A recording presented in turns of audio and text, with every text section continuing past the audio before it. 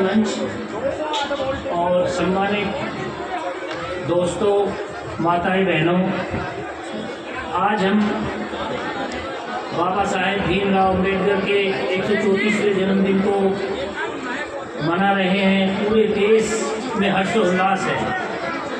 मैं तो संक्षिप्त में आप लोगों से यही कहना चाहूँगा, जो हमारे युवा वर्ग यहाँ बैठे हैं, हमारी बेटियाँ हैं, बहनें हैं, जो ये भाई ये मच्छरों के लिए क्या दवा चढ़ेगा, जो बच्चे हैं, हमेशा मैं यही कहता हूँ, जो ये कहते हैं कि पढ़ाई में पैसे का अभाव है या हम मजदूरी का कार्य करते हैं, पढ़ नहीं सकते, तो मैं उनको यही कहता हूँ कि आप बाबा साहब की जीवनी को देखिए। जितने संघर्ष में उन्होंने पढ़ाई की और गरीब व्यक्तियों को मुख्य धारा में लाने का काम किया, संविधान का निर्माण किया, उनसे प्रेरणा लेकर आप अगर पढ़ोगे, शिक्षित बनोगे, तभी आप समाज की मुख्य धारा में अपनी शामिल होकर अपने समाज का, देश का भला कर सकोगे। तो मेरी तो आप लोगों से यही उम्मीद है और यही मैं आपको कहना चाहता हूँ। बाबा साहब का सपना तभी साकार होगा तब आप लोग शिक्षित बन जाओगे। सब काम छोड़ के ये पैसे का अभाव है, ये सब एक बहाना हो जाता है। आप बाबा साहब को सोचिए और उनसे प्रेरणा लीजिए और पढ़िए। सभी को मेरी शुभकामनाएं। जय हिंद, जय भारत। अपने अधिकारों के लिए नहीं लड़ पाए। एक भाषण संपदा गौतम आपको बाबा साहब के जो भी योगदान है हमारे देश के लिए, हमारे संविधान के लिए, हमारे समाज के लिए। नमन है उस विचार को जो थका नहीं तूफानों में, सलाम है उस मसाल को जो जलती रही अपमानों में। कदम थमते नहीं, हौसले झुकते नहीं, जब दिल में हो अम्बेडकर तो रास्ते रुकते नहीं।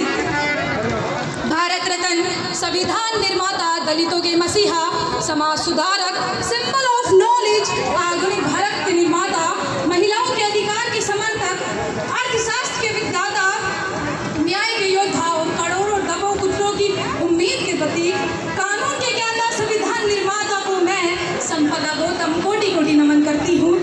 यह सिर्फ नाम नहीं, बाबा साहब अम्बेडकर एक युग है और उस युग की पुकार लेकर मैं आज आप सभी के सामने प्रस्तुत हुई।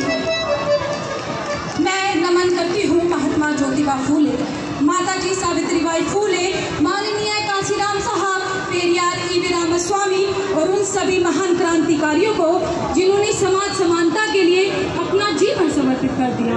और सबसे बड़ा प्रणाम तथागत गौतम बुद्ध को, जिनकी करुणा, जिनकी शिक्षा, ज्ञान की ज्योति ने बाबा साहब को जीने की नई दिशा दी, जिन्होंने हमें अपो दीपो भवै का संदेश दिया। अपना दीपक स्वयं बने। जिस प्रकार डॉक्टर भीमराव अम्बेडकर अपना दीपक स्वयं भर के करोड़ों दबों कुचलों को रोशनी दे गए, उसी प्रकार हमें भी अपना दीपक स्वयं बनकर अपनी रक्षा करनी होगी और अपने समाज की रक्षा करनी होगी। जब हम श्री धर्म सिंह जाटव शिक्षा की और संघर्ष की, तो मैं बताऊंगी संघर्ष क्या है अपनी जुबान से। बाबा साहब का संघर्ष क्या है? जब कोई पूछे कि संघर्ष क्या होता है, तो आंखों में गर्व भरकर बस इतना कहना, कितना कहना, जरा सुनिए। संघर्ष वो होता है जो एक इंसान को गुलामी की जंजीर से निकालकर संविधान निर्माता बना देता है। संघर्ष वो होता है जो अज्ञानता के अंधेरे में दिया बनकर जलता है ताकि करोड़ों लोगों का रास्ता रोशन हो सके। संघर्ष वो होता है जहाँ कोई अपनी पूरी जिंदगी इसलिए लगा दे ताकि हम खुलकर बोल सके, खुलकर लिख सके और सर उठाकर जी सके। संघर्ष वो होता है जहाँ किसी ने अपने दुख दर्द को ताकत बना लिया, ताकत आने वाली पीढ़ियों को अपने हक की, सम्मान की जिंदगी जी सके। संघर्ष अगर समझना हो तो आंकड़े मत गिनना। क्या बोला? संघर्ष अगर समझना हो तो आंकड़े मत गिनना। बस याद रखना कि आज हम जो भी हैं, जो भी हम राइट्स एंजॉय कर रहे हैं, right to education, right to equality, right to freedom of speech and expression, right to constitutional remedies and right to vote, right to vote, वो बाबा साहब की थकान से भरी रातें और तपते दिनों की देन है।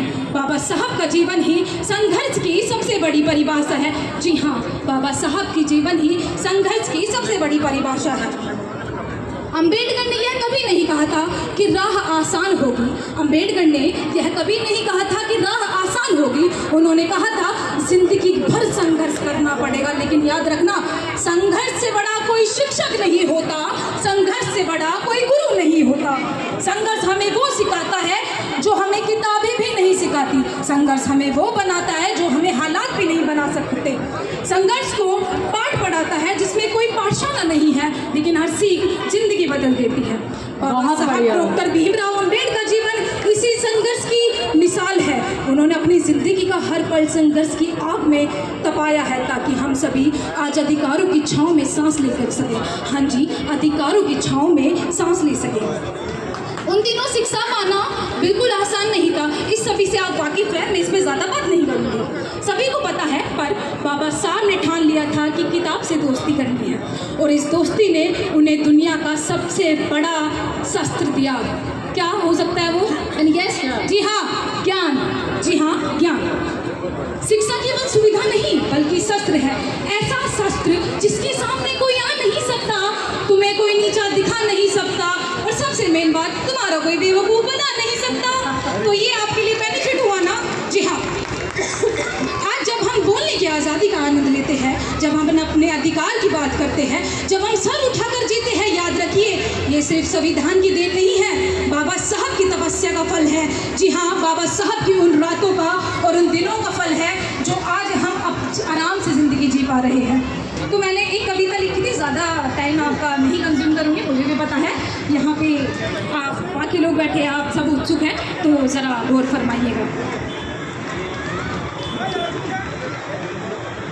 आइए महसूस करिए जिंदगी के ताप को, मैं विद्वानों की गली में ले चलूँगी आपको।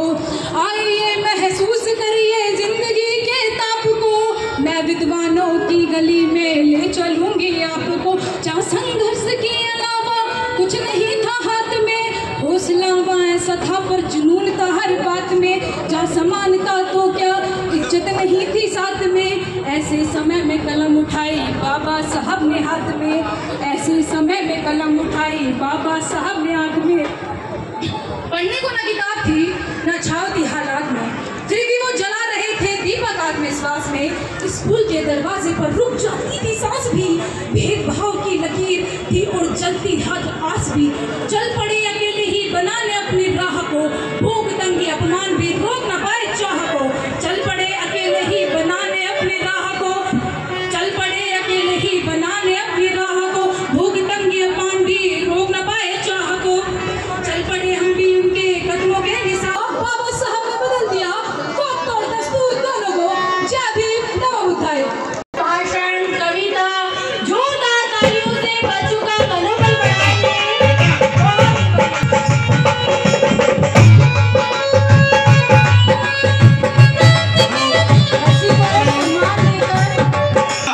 उनकी बेटी है, बहुत अच्छा परिवार है, ये सम्मानित करेंगी श्रीमती रेणु जी, सम्मान प्रतीक देकर। और हमारे बीच में हमारे मंत्री जी धर्म से सम्मान करता हूँ।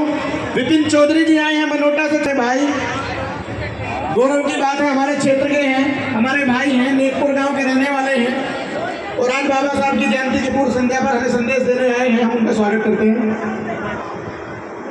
धन्यवाद डॉक्टर साहब, बहुत बहुत बधाई इतना बढ़िया आयोजन, इतने सुंदर आयोजन के लिए। और सम्मानित मंच, सभा में उपस्थित सभी भाई बहन बुजुर्ग, मैं सबको नमन करता हूँ। आज इस पावन मौके पर मुझे आप सबने इतना सम्मान दिया, अपने बीच में बुलाया, मैं इसके लिए आपका आभारी रहूँगा हमेशा के लिए। आज इतना पावन पर्व है कि डॉक्टर साहब डॉक्टर भीमराव अंबेडकर जी के पद चिन्हों पर चलकर जिसने उनके पढ़ाई को और उनको अनुसरण किया है, वो आज बहुत बड़े मुकाम पर है। उसी में ऐसी कड़ी में आप मुझे अपने भाई को छोटा सा वो दे सकते हैं। पढ़ाई की वजह से मैंने कानून की वकालत पढ़ी, इसके बाद मैंने LLB की, LLB के बाद में मैं मोदनगर तहसील वकालत का कार्य कर रहा हूँ। और आप सबके बीच में इस तरह से मैं बार का अध्यक्ष भी हूँ, और यही शिक्षा का एक बड़ा उदाहरण आपके सामने है। तथा बिना शिक्षा के समाज में कुछ नहीं है, सब आगे बढ़ने के लिए शिक्षा सबसे ज़रूरी है। तो मैं बाबा साहब भीमराव अम्बेडकर जी के जो पढ़ाई के लिए उन्होंने अपने आप सभी के लिए, समाज के लिए आगे बढ़ने का काम किया। तो मैं सभी से, अपने सब समाज से यह कहना चाहता हूँ, पढ़ाई सर्वोपरि है। आप पढ़ाई पर विशेष ध्यान दें तथा बाबा साहब के बताए हुए रास्तों पर आगे चलकर समाज को आगे बढ़ाएं। जय भीम, जय भारत। पर स्नान ग्रहण करें। श्री उत्तम त्यागी जी को सम्मानित करेंगे। हमारे जी आ जाए, राजपत्रित अधिकारी है, लेक्चरर है राजकीय पॉलिटेक्निक बादलपुर में, उनको भी सम्मानित करेंगे हमारी समिति। भाई जगविंदर जी जाए, ऐसे चहकों के नजारों को रोश आ जाए, यूं खामोश बैठने से कुछ नहीं होगा। ऐसे बजाओ ताली के कलाकारों को जोश आ जाए, कलाकारों को जोश आ जाए। भाई भूपेंद्र सभासद जी भी आ जाए। भाई भूपेंद्र सभासद जी, उनको भी सम्मानित करेंगे हमारी समिति।